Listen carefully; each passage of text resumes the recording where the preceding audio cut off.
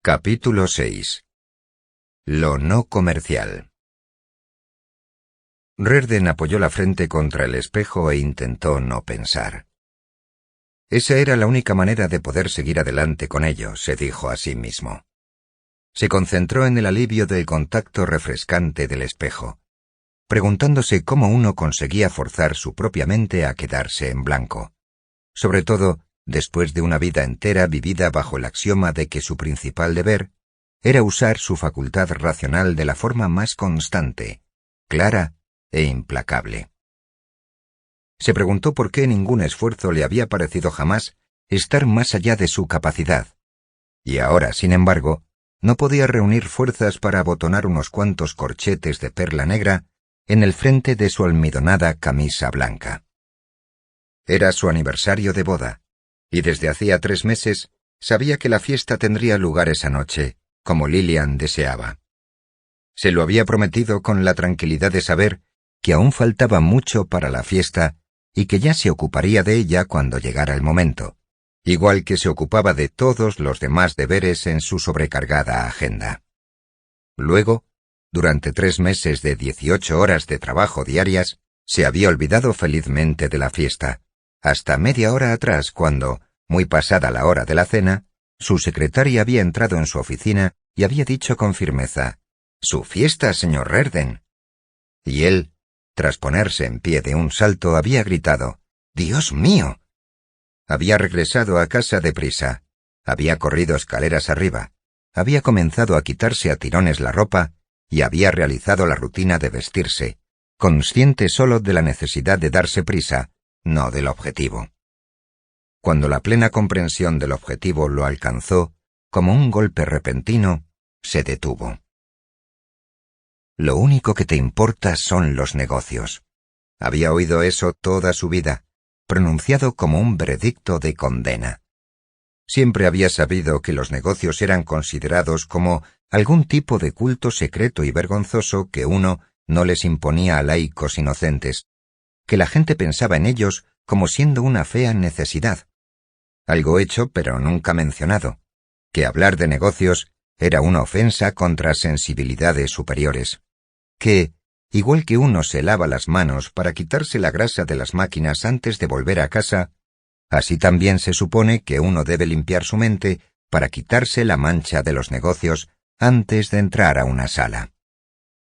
Nunca había profesado ese credo, pero había aceptado como algo natural el que su familia lo profesara. Daba por hecho, sin palabras, en forma de una sensación absorbida en su juventud, y que había quedado sin cuestionar ni nombrar, que él se había dedicado como el mártir de alguna misteriosa religión al servicio de una fe que era su amor apasionado, pero que lo había convertido en un paria entre los hombres, cuya compasión no debería esperar.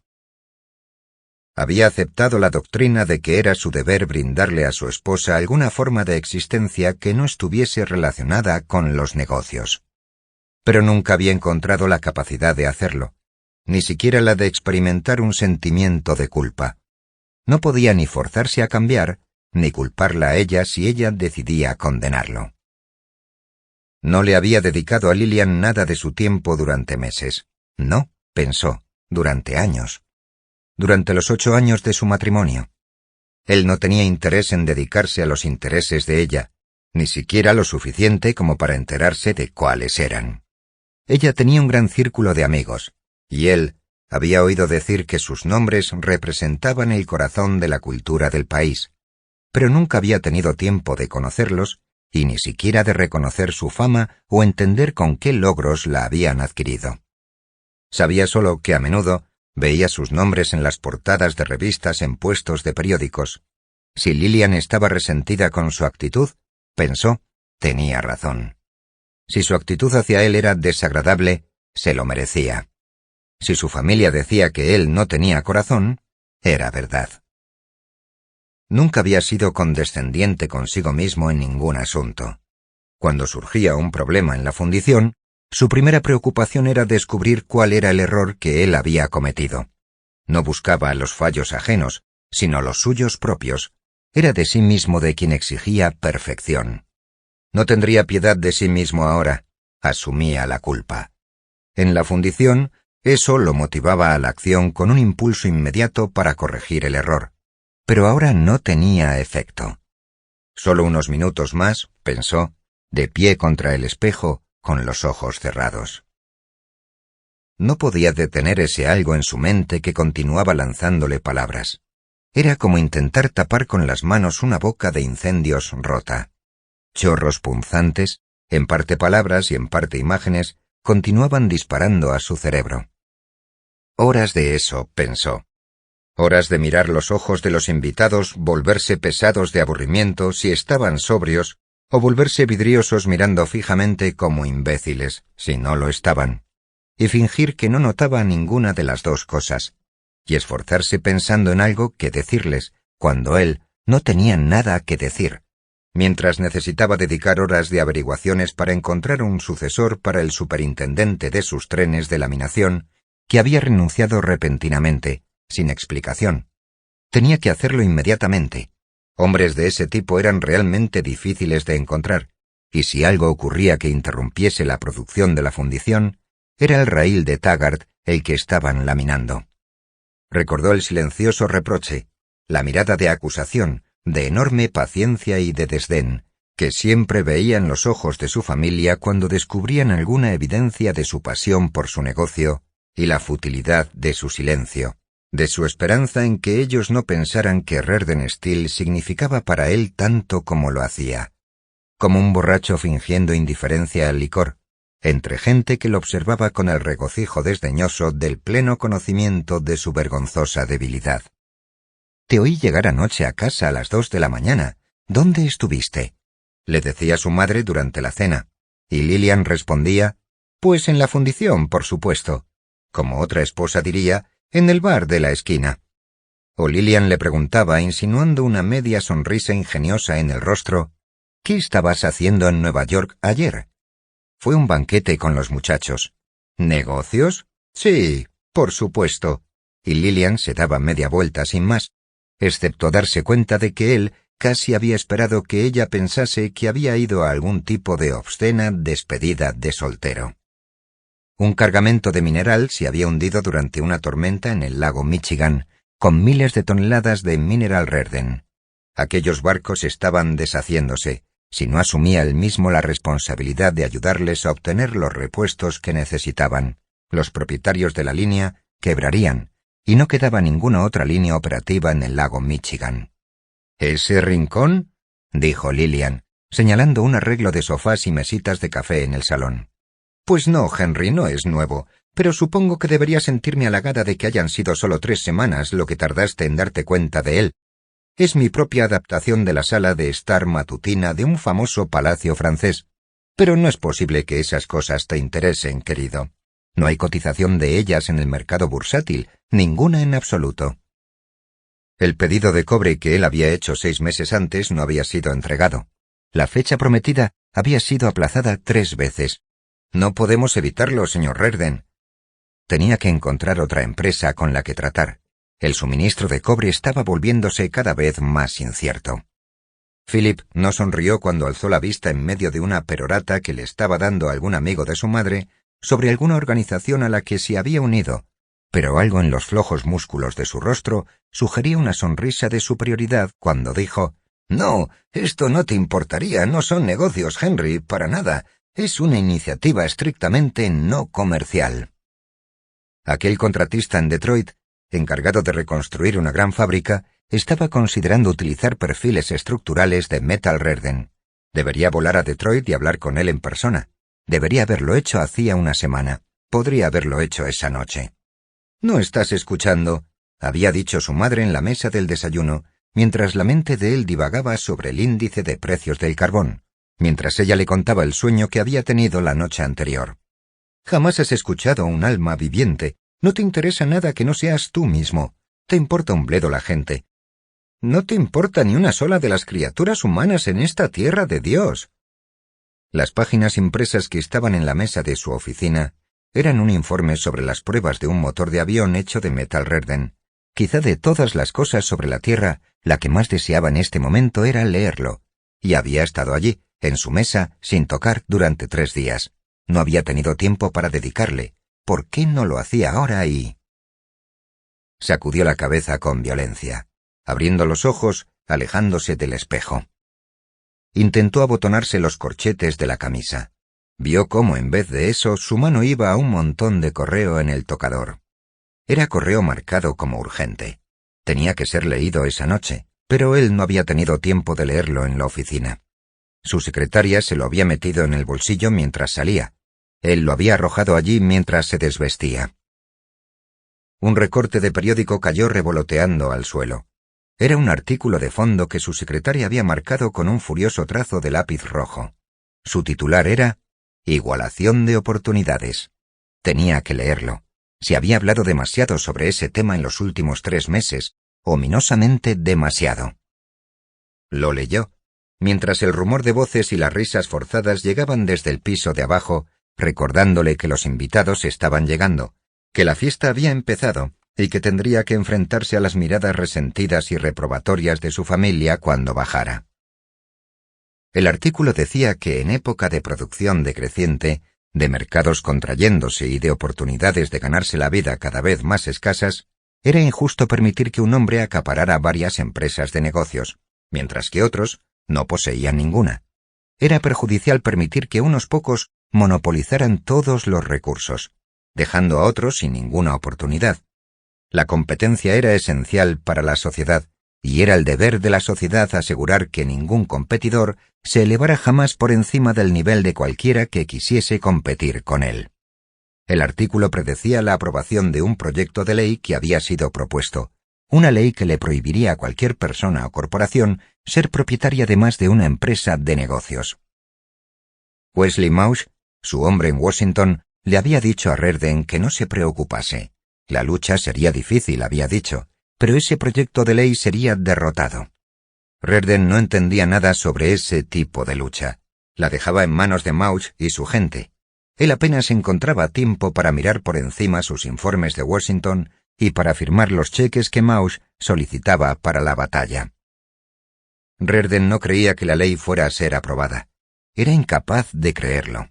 Habiendo tratado con la limpia realidad de metales, tecnología y producción toda su vida, había adquirido la convicción de que uno tenía que ocuparse de lo racional, no de lo descabellado, que uno tenía que buscar lo que era correcto, porque la respuesta correcta siempre ganaba, que lo insensato, lo incorrecto, lo monstruosamente injusto no podría funcionar, no podría triunfar, no podría más que derrotarse a sí mismo.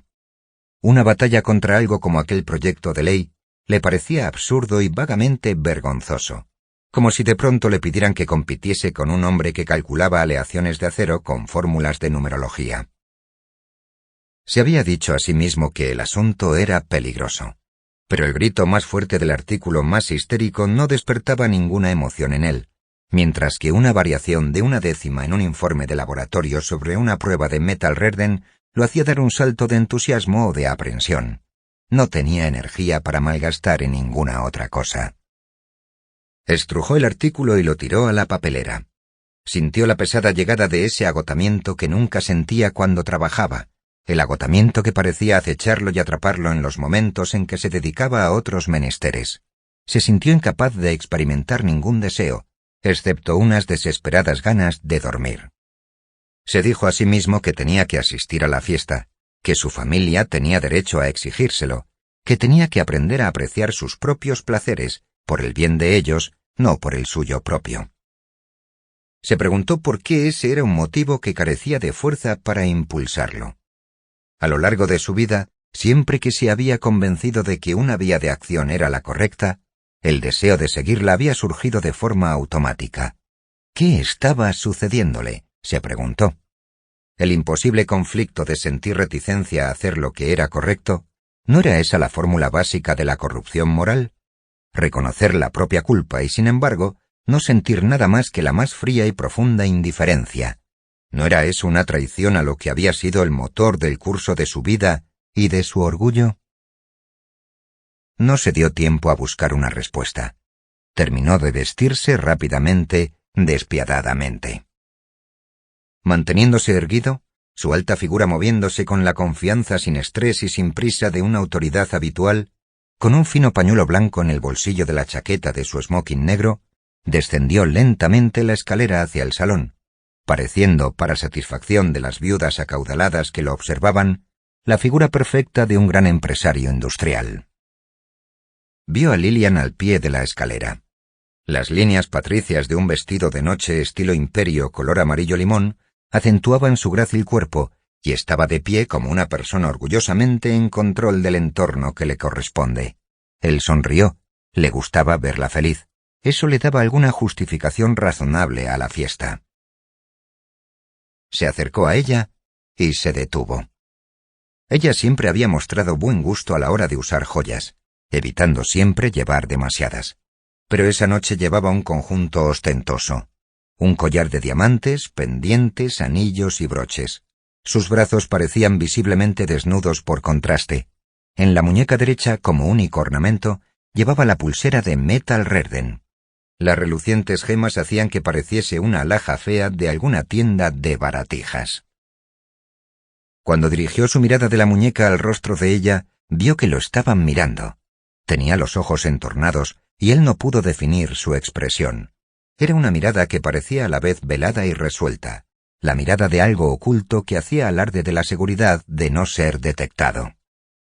Quiso arrancarle la pulsera de la muñeca. En vez de eso, en obediencia a su voz que lo presentaba alegremente, él saludó con una inclinación y con el rostro inexpresivo a la distinguida viuda que estaba de pie junto a ella. ¿El hombre? ¿Qué es el hombre? No es más que un conjunto de productos químicos con delirios de grandeza, dijo el doctor Pritchett a un grupo de invitados al otro lado del salón. El doctor Pritchett cogió un canapé de una bandeja de cristal, lo mantuvo encajado entre dos dedos completamente rectos y se lo metió entero en la boca. Las pretensiones metafísicas del hombre, dijo, son absurdas. Un miserable pedazo de protoplasma lleno de feos conceptitos y de mezquinas emocioncitas. Y se imagina que es importante. Bueno, ¿sabes? Esa es la raíz de todos los males en el mundo. —¿Pero qué conceptos no son ni feos ni mezquinos, profesor? —preguntó una respetable matrona cuyo marido era dueño de una fábrica de automóviles. —Ninguno —dijo el doctor Pritchett—. Ninguno dentro del alcance de la capacidad humana. Un joven preguntó tímidamente: —Pero si no tenemos ningún concepto bueno, ¿cómo sabemos que los que sí tenemos son feos? Quiero decir, ¿con qué criterio? —No hay criterios. Eso hizo callar a su audiencia. Los filósofos del pasado eran superficiales, continuó el doctor Pritchett. Le tocó a nuestro siglo redefinir el objetivo de la filosofía. El objetivo de la filosofía no es ayudarles a los hombres a encontrarle sentido a la vida, sino demostrarles que no lo tiene. Una atractiva muchacha cuyo padre poseía una mina de carbón preguntó indignada: ¿Quién puede decirnos eso? Yo estoy intentando hacerlo, dijo el doctor Pritchett, que durante los 3 últimos años había sido director del Departamento de Filosofía en la Universidad Patrick Henry. Lillian Rerden se aproximó, sus joyas resplandeciendo bajo la brillante luz. La expresión en su rostro se mantenía, dejando entrever la suave sugerencia de una sonrisa, cuidada y ligeramente insinuada como las ondas de su cabello. Es esa insistencia del hombre en buscar sentido lo que lo convierte en algo tan difícil, dijo el doctor Pritchett.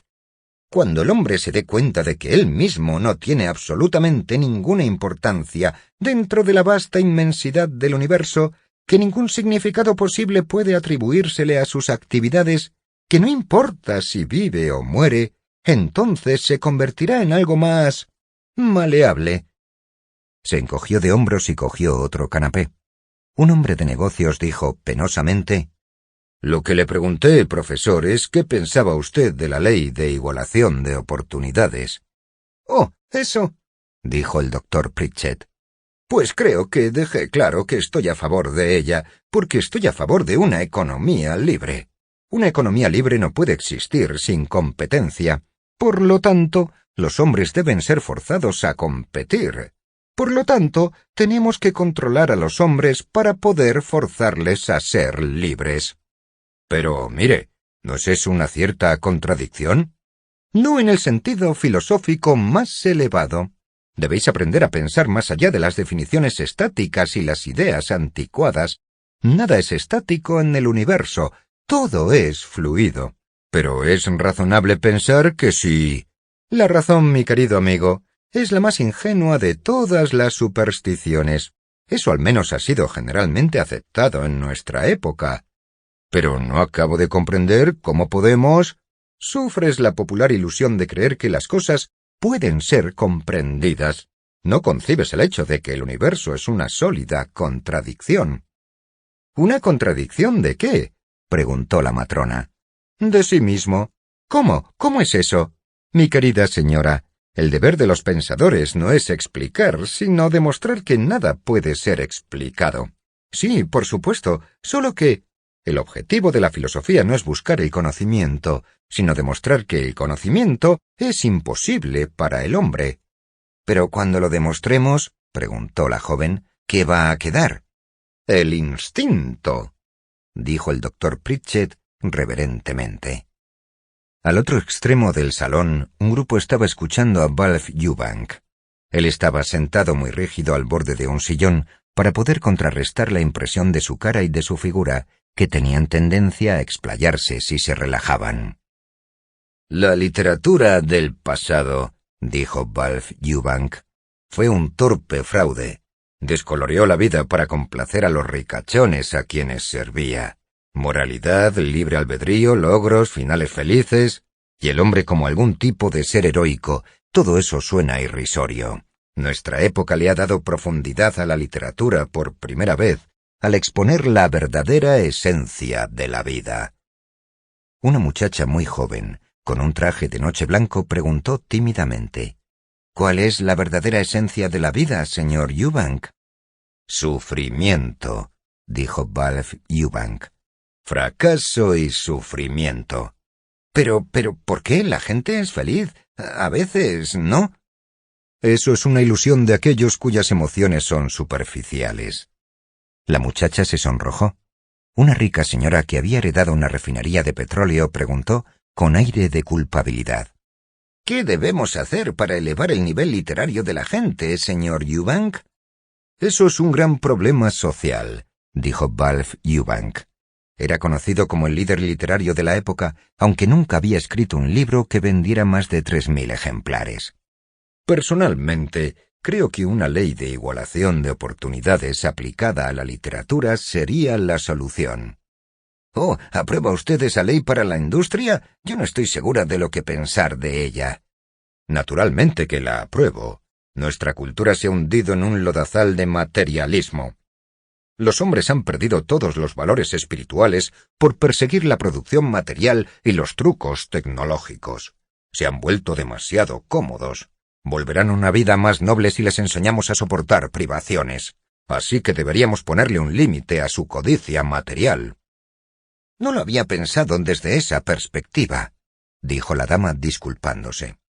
Pero, ¿cómo vas a hacer funcionar una ley de igualación de oportunidades en la literatura, Ralph?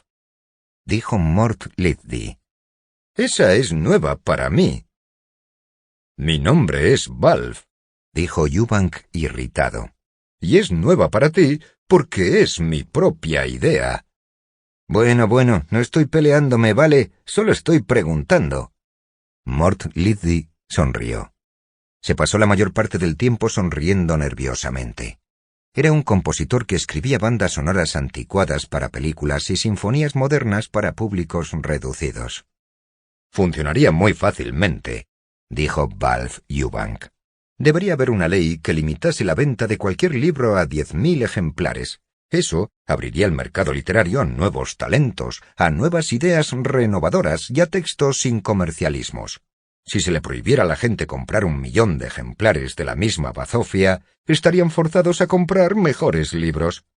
Tiene un cierto sentido, dijo Mort Lyddy. Pero ¿no sería eso bastante oneroso para las cuentas corrientes de los escritores? Mejor aún. Solo aquellos cuyos objetivos no sean ganar dinero deberían estar autorizados a escribir. Pero, señor Eubank, preguntó la joven del vestido blanco, ¿Y qué pasa si más de 10.000 personas quieren comprar un determinado libro? 10.000 lectores son suficientes para cualquier libro. No me refiero a eso. Lo que digo es, ¿qué pasa si quieren hacerlo? Eso es irrelevante. Pero si un libro tiene una buena historia que... La trama es una vulgaridad primitiva en literatura, dijo Balf Eubank con desdén. El doctor Pritchett, atravesando el salón hacia el bar, se detuvo para decir: Así es, igual que la lógica es una vulgaridad primitiva en filosofía. Y la melodía una vulgaridad primitiva en música, dijo Mort Liddy. ¿Qué es todo este jaleo?, preguntó Lillian Rerden, fulgurando hasta parar al lado de ellos. Lillian, mi ángel, rezongó Balf Eubank. ¿Te dije que te estoy dedicando mi nueva novela a ti? Vaya, gracias, querido. ¿Cuál es el título de su nueva novela?, preguntó la acaudalada señora. El corazón es un lechero. ¿Y de qué trata? De frustración. Pero, señor Eubank, preguntó la muchacha de blanco sonrojándose desesperadamente, si todo es frustración, ¿para qué habríamos de vivir? Amor fraterno, dijo Balf Eubank gravemente. Bertrand Scudder estaba de pie, encorvado contra la barra. Su cara larga y delgada parecía haber encogido hacia adentro, a excepción de la boca y las pupilas que quedaban sobresaliendo como 3 flácidos globos. Era el editor de una revista llamada El Futuro y había escrito un artículo sobre Hank Rerden titulado El pulpo. Bertrand Scudder cogió su vaso vacío y lo empujó sin decir nada hacia el camarero para que volviera a llenárselo. Tomó un trago de su nueva bebida y al percibir el vaso vacío frente a Philip Rerden, quien estaba a su lado, lo señaló con el pulgar con una orden tácita al camarero. Ignoró el vaso vacío de Betty Pope, que estaba al otro lado de Philip. «Mira, compadre», dijo Bertrand Scudder, sus pupilas enfocadas aproximadamente en la dirección de Philip. «Te guste o no, la ley de igualación de oportunidades representa un gran paso adelante».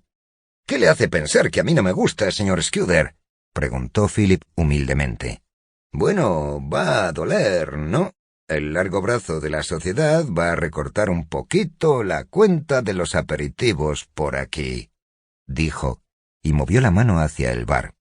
«¿Por qué piensa usted que yo estoy en contra de eso?» «¿No lo estás?», preguntó Bertrand Scudder sin curiosidad. «No», dijo Philip con vehemencia. «Siempre he puesto el bien común por encima de cualquier consideración personal. He contribuido con mi tiempo y mi dinero a los amigos del progreso global en su cruzada a favor de la ley de igualación de oportunidades. Creo que es totalmente injusto que un hombre tenga todas las oportunidades y no les deje ninguna a los otros». Bertrand Scudder lo miró intrigado, pero sin ningún interés especial. «Bueno, eso es extraordinariamente amable de tu parte», dijo. «Algunas personas sí se toman las cuestiones morales en serio, señor Scudder», dijo Philip, con un ligero énfasis de orgullo en su voz. «¿De qué está hablando, Philip?», preguntó Betty Pope. «Nosotros no conocemos a nadie que posea más de un negocio, ¿verdad?» «Oh, cállate ya», dijo Bertrand Scudder con aburrimiento en la voz.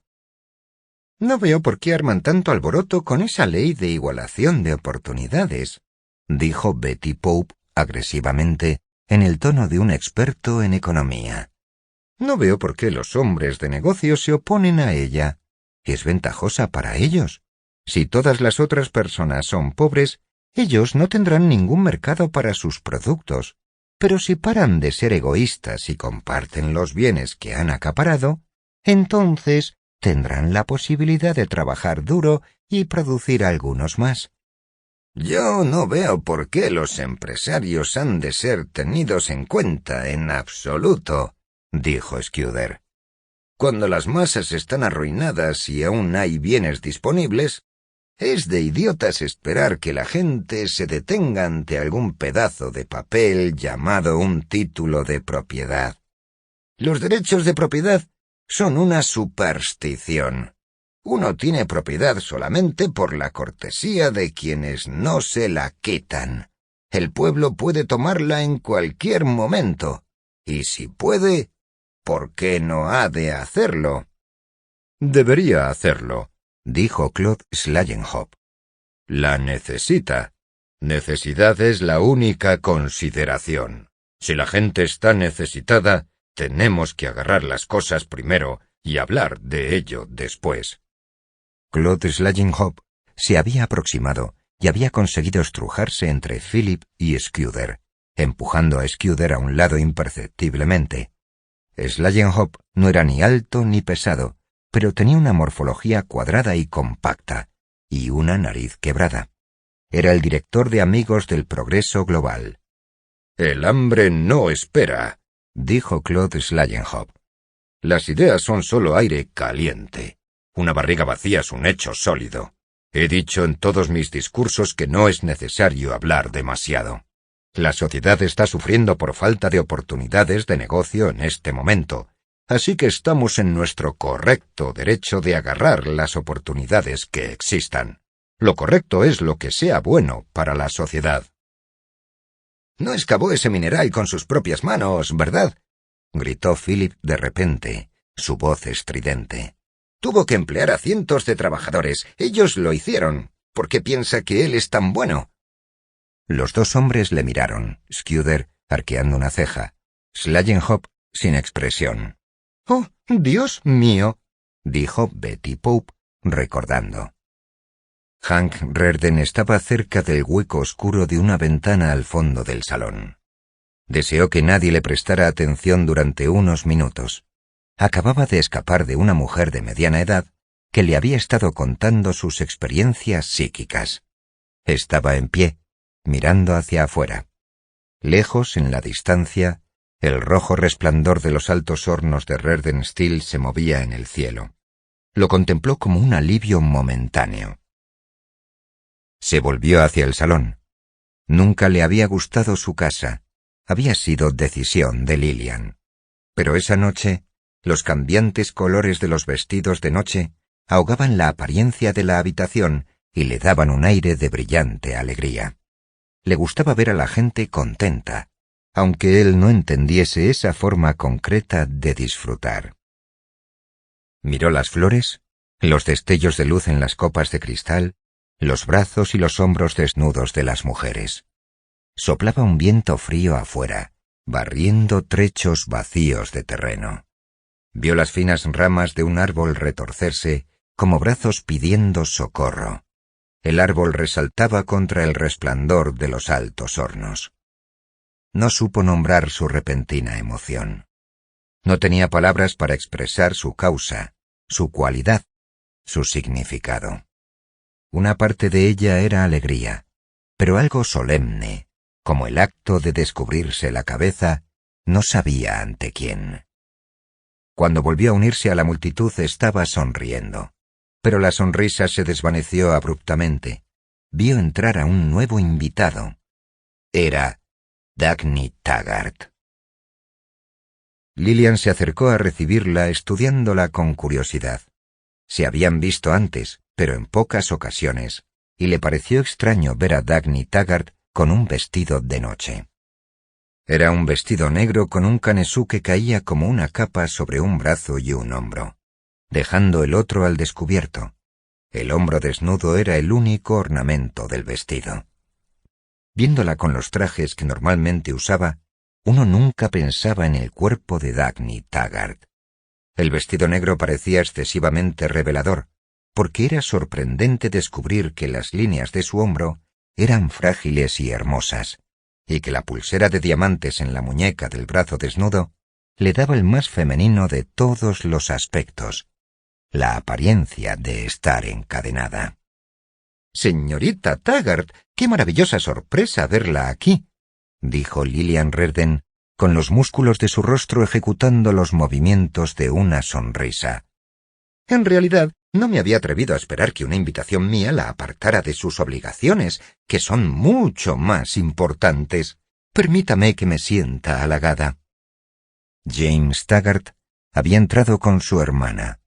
Lillian le sonrió en forma de una postdata apresurada, como si hubiera notado su presencia por primera vez. «Hola, James. Ese es tu castigo por ser popular. Uno tiende a perderte de vista ante la sorpresa de ver a tu hermana». Nadie puede igualarte en popularidad, Lillian, respondió él sonriendo levemente. Ni perderte de vista jamás. ¿A mí? Oh, pero estoy bastante resignada a ocupar un lugar secundario a la sombra de mi marido. Soy humildemente consciente de que la esposa de un gran hombre tiene que contentarse con reflejos de gloria. ¿No cree usted, señorita Taggart? No, dijo Dagny. No lo creo. ¿Eso es un cumplido o un reproche, señorita Taggart? Pero por favor, perdóneme si le confieso mi impotencia. ¿A quién puedo presentarle? Me temo que no tengo nada más que escritores y artistas para ofrecerle, y ellos no serían de su interés, estoy segura. Me gustaría encontrar a Hank y saludarlo. Claro que sí. James, ¿recuerdas que dijiste que querías conocer a Balfe Eubank? Oh, sí, está aquí. Le contaré que oí que alabaste fervorosamente su última novela en la cena de la señora Whitcomb. Mientras cruzaba el salón, Dagny se preguntó por qué había dicho que quería encontrar a Hank Rearden. ¿Qué le había impedido admitir que lo había visto nada más entrar? Rearden estaba de pie al otro lado del amplio salón, mirándola. La observó mientras se aproximaba, pero no dio ningún paso para ir a su encuentro. «Hola, Hank. Buenas noches». Él se inclinó cortésmente, impersonalmente, el movimiento de su cuerpo haciendo juego con la distinguida formalidad de sus ropas. No sonrió. «Gracias por invitarme esta noche», dijo ella alegremente. «No puedo decir que supiera que ibas a venir». «No, entonces me alegro de que la señora Rearden pensara en mí. Quería hacer una excepción». «¿Una excepción? No voy a fiestas muy a menudo». «Me complace que eligieses esta ocasión como la excepción», dijo. No añadió «señorita Taggart», pero sonó como si lo hubiese hecho. La formalidad de sus modales era tan inesperada que ella no consiguió sentirse cómoda. «Quería celebrar», dijo ella. «¿Celebrar mi aniversario de boda?» «Oh, es tu aniversario de boda, no lo sabía. Mis felicitaciones, Hank». «¿Qué deseabas celebrar?» «Pensé que me permitiría un descanso, una celebración mía propia en tu honor y en el mío». «¿Por qué razón?» Ella estaba pensando en el nuevo tramo de vía en las pendientes rocosas de las montañas de Colorado, que crecía lentamente hacia el distante objetivo de los campos petrolíferos de Wyatt. Estaba viendo el resplandor verdeazulado de los raíles sobre el suelo helado, entre la maleza, los peñascos desnudos, las chozas medio podridas de asentamientos medio hundidos en la hambruna. «En honor a los primeros 100 kilómetros de vía de Metal Rearden», respondió. «Te lo agradezco». El tono de su voz era el que habría sido adecuado si hubiese dicho «no sé nada de eso». Ella no encontró nada más que decir. Sintió como si estuviera hablando con un desconocido. «Vaya, señorita Taggart». Una voz alegre rompió el silencio entre ellos. «Bueno, eso es lo que quiero decir cuando digo que Hank Rearden puede conseguir cualquier milagro». Un empresario al que conocían se les había acercado, sonriéndole a ella con un aire de encantado asombro. Los tres habían realizado a menudo conferencias de emergencia sobre tarifas de fletes y entregas de acero. Ahora, él la miraba, y su cara era un comentario revelador sobre el cambio en su apariencia. El cambio, pensó ella, que Rearden no había notado. Ella se rió, respondiendo al saludo del hombre, sin darse tiempo a reconocer la inesperada punzada de decepción, el pensamiento no admitido de que esa era la expresión que le habría gustado ver en la cara de Rearden. Intercambió unas cuantas frases con el hombre. Cuando miró a su alrededor, Rearden ya no estaba. «Así que esa es tu famosa hermana», le dijo Balfe Eubank a James Taggart, mirando a Dagny al otro lado del salón. «No tenía ni idea de que mi hermana fuese famosa», dijo Taggart, con una pizca de mordacidad en la voz.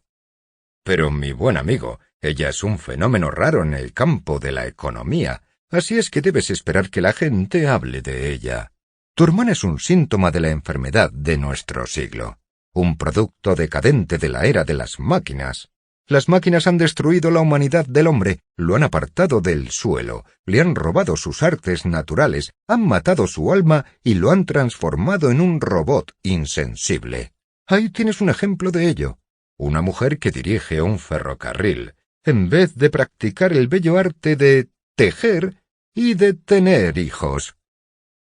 Rearden se paseó entre los invitados, intentando no quedar atrapado en ninguna conversación. Miró al salón. No vio a nadie a quien deseara acercarse. «Oiga, Hank Rearden, usted no es un tipo tan malo para nada cuando uno le ve de cerca en la propia guarida del león. Debería darnos una conferencia de prensa de vez en cuando. Nos pondría de su lado».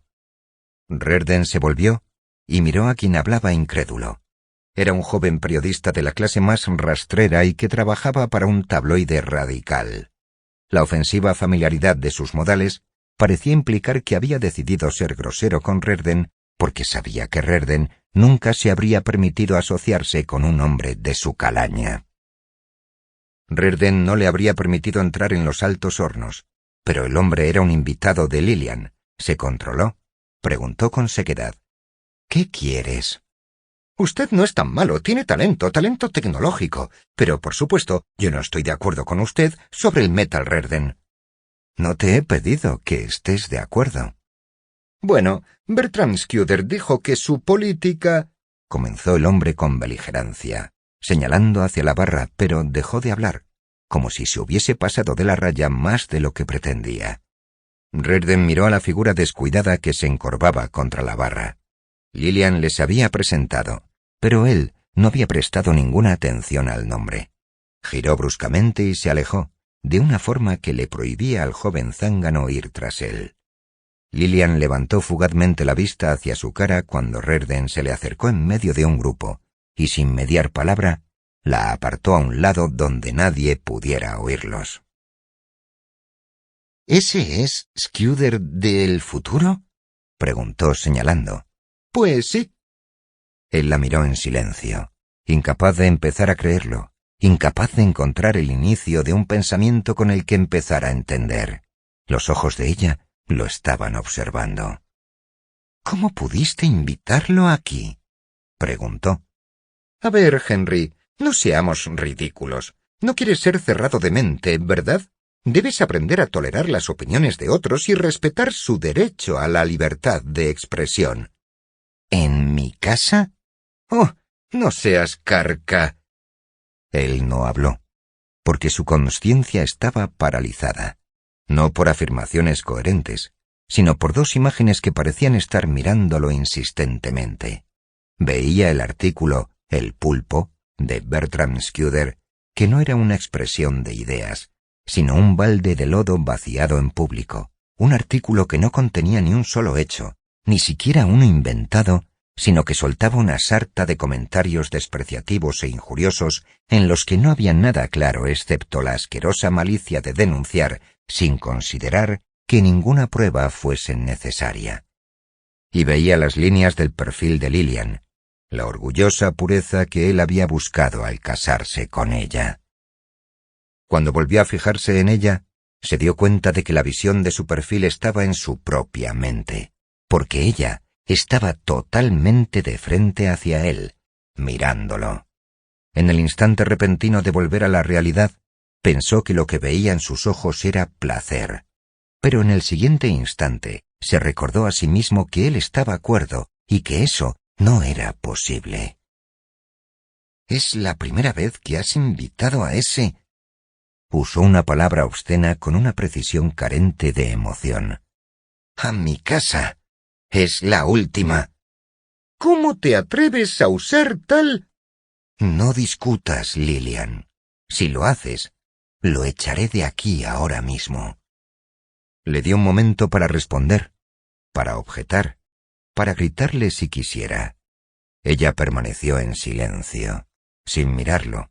Únicamente sus suaves mejillas parecían levemente hundidas, como si se hubiesen desinflado. Moviéndose a ciegas entre los remolinos de luces, voces y perfume, sintió un escalofrío de temor.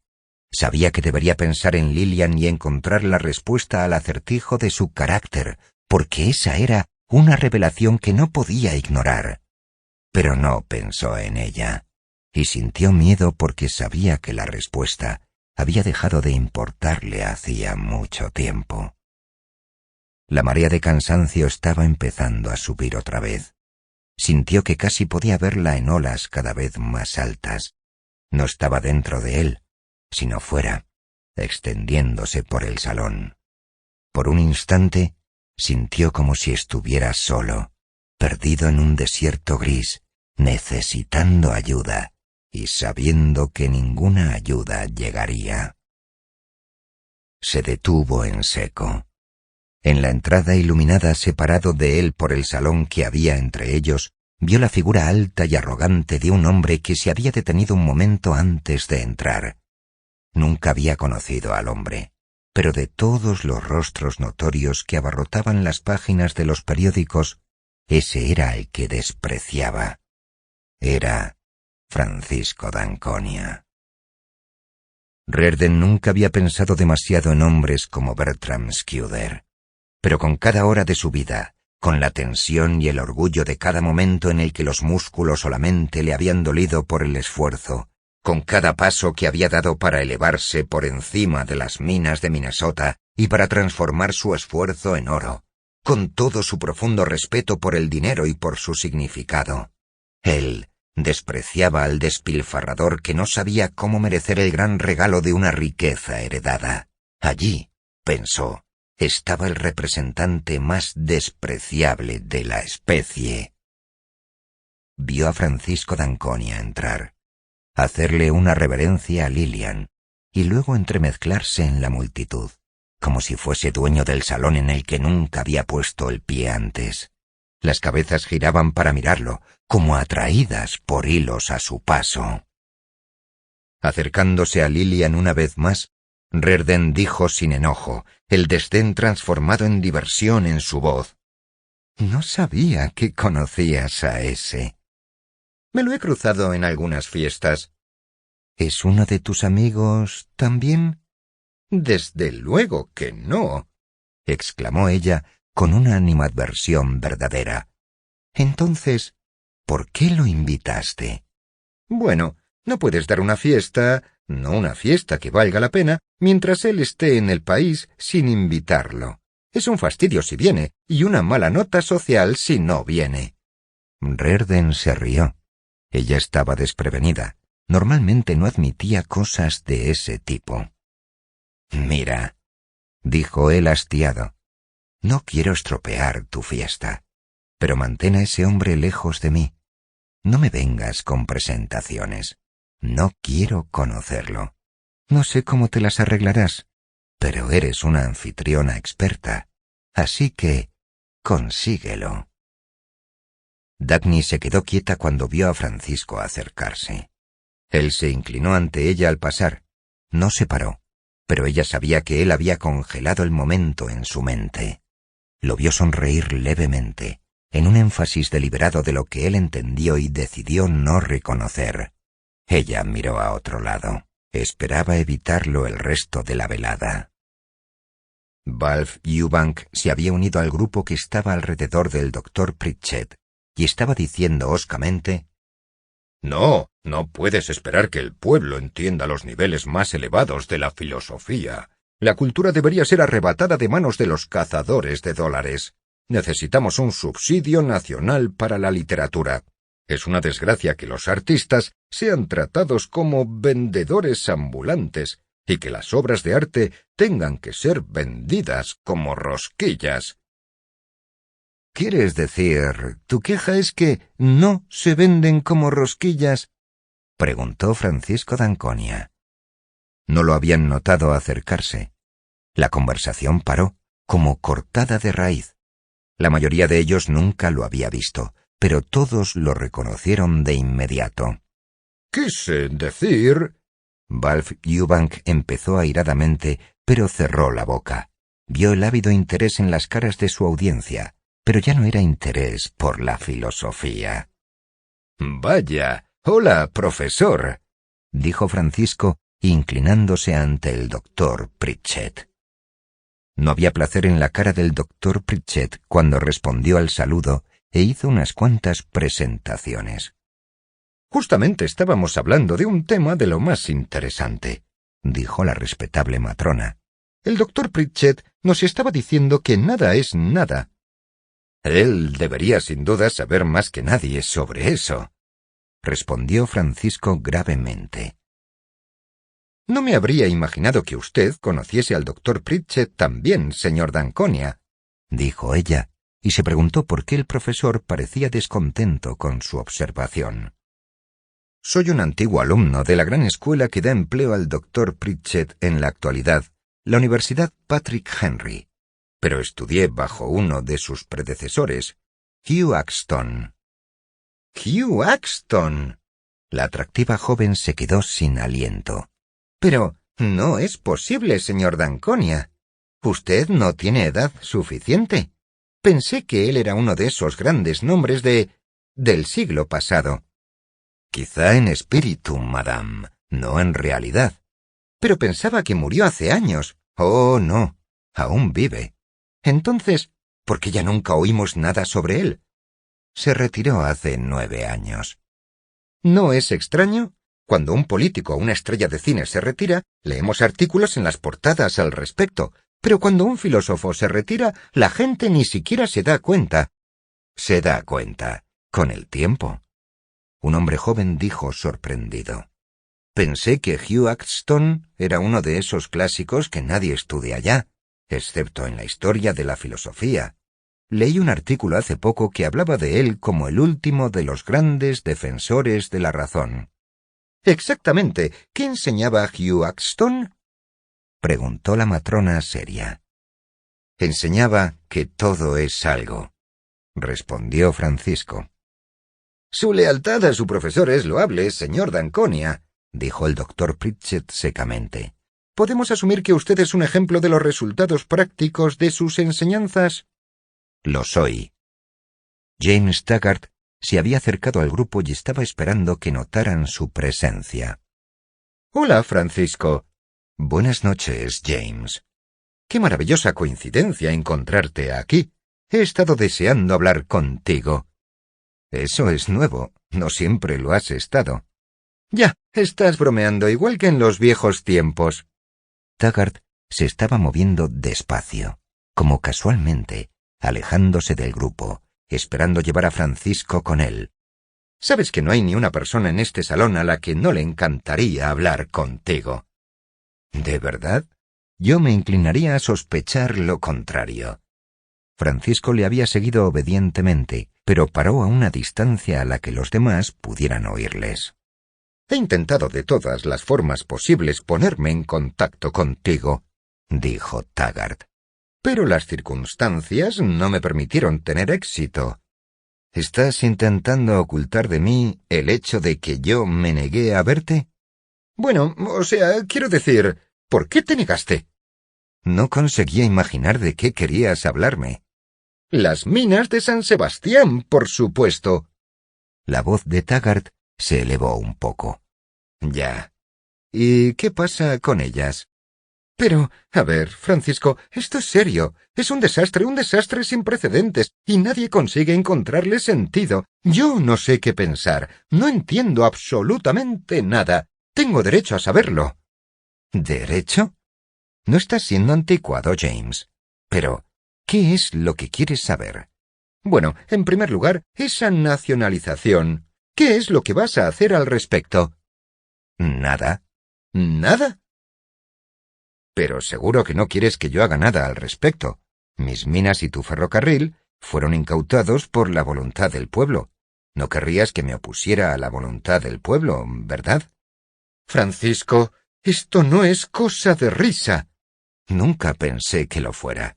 Tengo derecho a una explicación. Les debes a tus accionistas una explicación de todo ese desgraciado asunto. ¿Por qué elegiste una mina que no servía para nada? ¿Por qué desperdiciaste todos esos millones? ¿Qué clase de asquerosa estafa fue eso?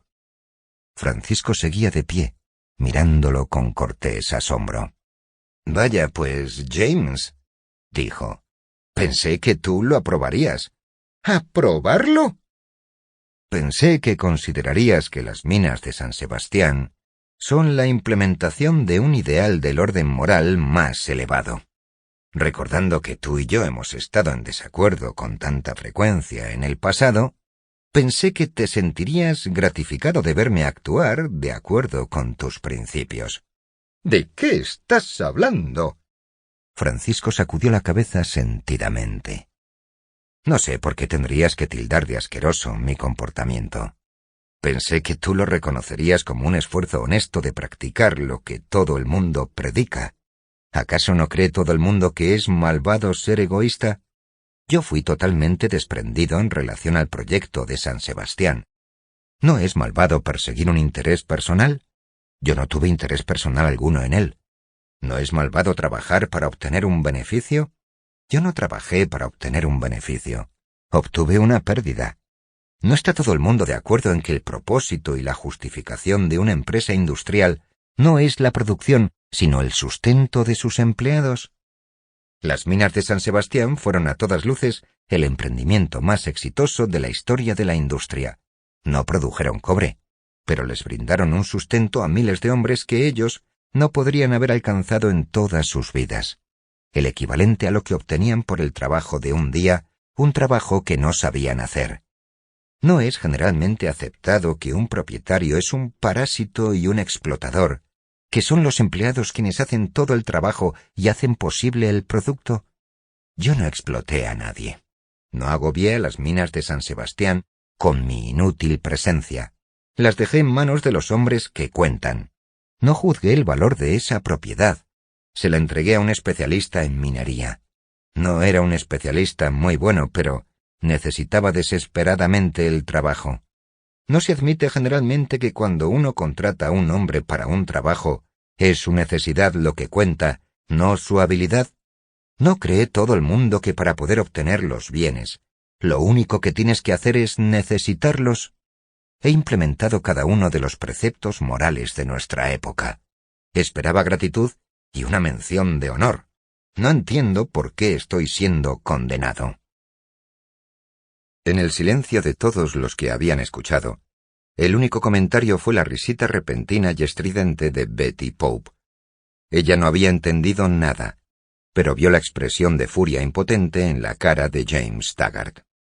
La gente estaba mirando a Taggart, esperando una respuesta. El asunto les era indiferente, simplemente les divertía el espectáculo de ver a alguien abochornado. Taggart logró componer una sonrisa condescendiente. «¿No esperarás que me tome eso en serio?», preguntó. «Hubo una época en que no creí que alguien pudiese tomárselo en serio», respondió Francisco. «Estaba equivocado». «Esto es indignante». La voz de Taggart comenzó a elevarse. «Es totalmente indignante que trates tus responsabilidades públicas con una ligereza tan irreflexiva». Se dio la vuelta para alejarse a toda prisa. Francisco se encogió de hombros, extendiendo las manos. «¿Ves? No pensé que quisieses hablar conmigo». Reardon estaba de pie, solo, lejos al otro extremo del salón. Philip reparó en él, se acercó y le hizo una señal a Lillian para que se aproximara. «Lillian, no creo que Henry esté pasándoselo bien», dijo sonriendo. Uno no podía decir si la burla en su sonrisa estaba dirigida a Lillian o a Reardon. «¿No hay algo que podamos hacer acerca de eso?» «Oh, tonterías», dijo Reardon. «Ojalá supiese yo qué hacer al respecto, Philip», dijo Lillian. «Siempre he deseado que Henry aprendiera a relajarse. Se lo toma todo con una seriedad tan siniestra. Es un puritano tan rígido. Siempre he querido verlo borracho, aunque sea una vez, pero he desistido. ¿Qué sugerirías tú?» «Oh, no sé, pero no debería estar andando por ahí solo». «Olvídalo», dijo Reardon. Mientras pensaba vagamente que no quería herir sus sentimientos, no pudo controlarse y añadió. «No sabéis el esfuerzo que he hecho para que me dejen estar por ahí, solo». «Ahí lo tienes, ¿ves?» Lillian le sonrió a Philip. «Disfrutar de la vida y de la gente no es tan simple como verter una tonelada de acero. Los objetivos intelectuales no se aprenden en el mercado». Philip se rió por lo bajo. No son las actividades intelectuales las que me preocupan. ¿Estás segura sobre esa historia del puritanismo, Lillian? En tu lugar, yo no lo dejaría libre para mirar por ahí. Hay demasiadas mujeres hermosas aquí esta noche. Henry contemplando pensamientos de infidelidad. Lo halagas, Philip. Sobreestimas su valor. Lillian le sonrió a Reardon con frialdad durante un breve momento de énfasis, y luego se alejó. Reardon miró a su hermano. Philip, ¿qué diablos crees que estás haciendo? Oh, deja de hacerte el puritano. ¿No puedes tolerar una broma? Moviéndose sin rumbo a través de la multitud, Dagny se preguntó por qué había aceptado la invitación a esa fiesta.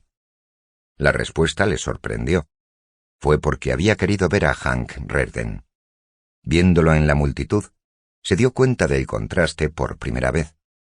Las caras de los otros parecían mezclas de rasgos intercambiables, cada cara rezumando para fundirse en el anonimato de parecerse a todas las demás, y todas pareciendo estar derritiéndose. La cara de Reardon, con sus planos nítidos, los pálidos ojos azules y el cabello rubio ceniza, tenía la firmeza del hielo. La claridad intransigente de sus líneas le hacía parecer entre los otros como si él estuviese moviéndose a través de una neblina, iluminado por un rayo de luz. Los ojos de ella seguían volviendo a él involuntariamente. Nunca lo sorprendió mirando en su dirección. No podía creer que él la estuviera evitando a propósito. No podía haber ninguna razón posible para ello. Aún así, sentía la certeza de que él lo estaba haciendo. Quería acercarse a él y convencerse de que estaba equivocada. Algo la detuvo. No pudo entender su propia reticencia. Reardon aguantó pacientemente una conversación con su madre y dos señoras, a quienes ella deseaba que entretuviese con historias de su juventud y de su lucha. Él acató sus deseos, diciéndose que ella estaba orgullosa de él, a su manera. Pero sintió como si algo en la actitud de ella no dejase de sugerir que fue ella quien lo había cuidado durante su lucha, y que ella era la fuente de su éxito. Se alegró cuando lo dejó irse. Luego, él escapó una vez más al refugio de la ventana.